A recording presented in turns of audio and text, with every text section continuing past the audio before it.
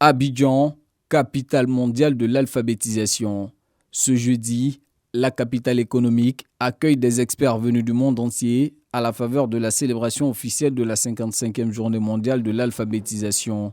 Pour cet honneur fait à la Côte d'Ivoire d'être le pays hôte des festivités, la première dame Dominique Ouattara décide de parrainer l'événement, avec à ses côtés des présidents d'institutions, des membres du gouvernement et la directrice générale adjointe de l'UNESCO chargée de l'éducation, Stefania Giannini. Cette célébration intervient au lendemain de la remise officielle du rapport des États généraux de l'éducation nationale et de l'alphabétisation. La ministre Maria Toukone a donc dévoilé les remèdes que propose ce rapport en vue de lutter contre l'analphabétisme, un mal qui, selon l'UNESCO, touche 771 millions de personnes dans le monde, des femmes pour la plupart. Plusieurs recommandations ont été formulées et j'aimerais en citer 3. La première, élargir le concept de l'alphabétisation et intégrer le continuum alphabétisation, formation, intégration socio-économique. En deuxième lieu, renforcer les capacités nationales des acteurs pour concevoir, gérer et conduire des programmes d'alphabétisation dans une perspective à long terme. Et troisièmement, améliorer davantage la qualité des programmes d'alphabétisation en termes d'ingénierie pédagogique et de formation des formateurs. La Côte d'Ivoire compte à ce jour 2500 centres d'alphabétisation. L'encadrement proposé en ces lieux d'apprentissage est d'ailleurs au cœur des travaux de cette 55e édition de la Journée internationale de l'alphabétisation, d'où le thème « Transformer les espaces d'apprentissage de l'alphabétisation ».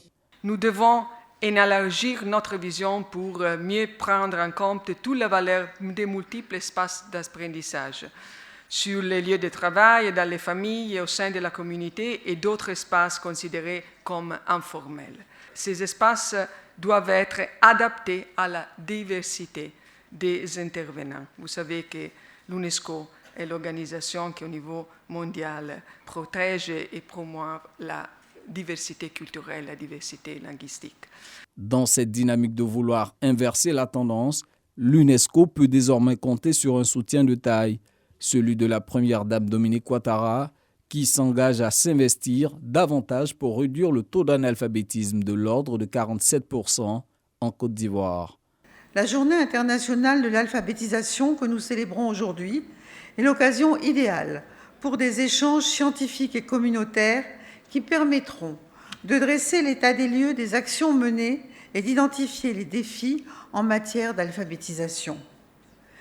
En Côte d'Ivoire, notre objectif est de réduire à un minimum de 30% le taux d'analphabétisme national à courte échéance. Ceci implique l'engagement de tous.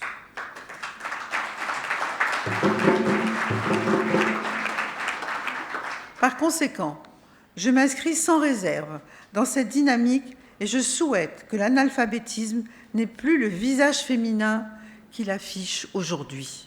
Des femmes autonomes sont plus enclines à adhérer à des programmes d'alphabétisation. Je voudrais lancer un appel aux partenaires techniques et financiers afin qu'ils s'investissent davantage dans l'alphabétisation de nos populations.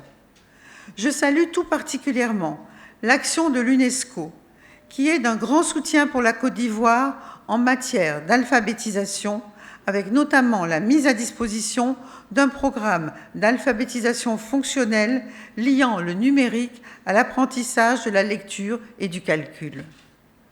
Avec 90% de son programme d'alphabétisation consacré à l'autonomisation des femmes, l'UNESCO est à n'en point douter un allié de premier choix pour relever le taux d'alphabétisation dans notre pays et dans le monde. C'est pourquoi j'invite toute la population à adhérer à ces programmes en faveur de l'alphabétisation, car il y va de leur épanouissement. Cette célébration est également le lieu de primer les 6 lauréats 2022 des 2 prix internationaux d'alphabétisation de l'UNESCO. Il s'agit des prix UNESCO Roi Sejong et prix UNESCO Confucius, respectivement financés par les gouvernements coréens et chinois.